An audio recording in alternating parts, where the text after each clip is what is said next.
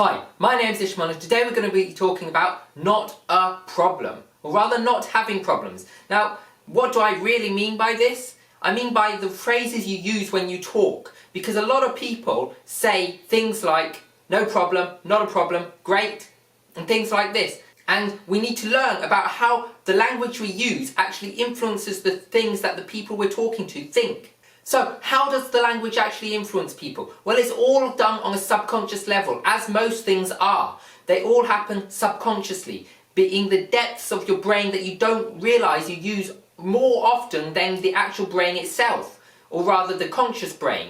So, because we use a lot of our subconscious, we don't realise what words actually influence people and what words influence us differently. So one of the things I want to talk about is using positively negative behavioural speech. Now, the reason I say about it being this way is because it's not a negative thing. You're saying not a problem. So what does that mean? It means there is not a problem. It doesn't mean there is a problem, it means there is not a problem. It's the opposite to having a problem. The problem about this speech is that if you say problem, it doesn't really register that you said not before. So you might say problem, but because you said not a problem, then what happens is people hear problem. They hear, well, that's a problem. And this becomes a problem. Because what people hear is they hear problem, and they hear problem, and they hear problem. And what happens is the problem becomes the issue, and they start finding problems. And before you know it, they have a problem. So when you talk to someone, you say, that's not a problem, then what they subconsciously do is they find an issue. And if there isn't an issue, they think there's an issue, and therefore they feel withdrawn.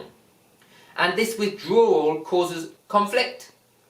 In some cases, if it's with people who you don't really speak to and you just have a conversation and it's not a regular thing, it might not cause any issues, but it could cause an issue. And because of this, we need to start consciously saying not a problem, but saying that's okay, or great, or that's great, or that's amazing, or anything on a positive way, not a positively negative way. Not a problem, but that's good, that's great, that's okay. Anything neutral to positive. Do not use any negative words. Problem is a negative word. You don't want to be using a problem because it's negative. It's withdrawn, it's sort of saying that there's issues. We don't want to be using issues, we don't want to be using problems. These are words that, if possible, we want to take out of our vocabulary. Might take a while, slowly but surely, take one word out at a time until you eventually have no more problems. The problems being the problem words.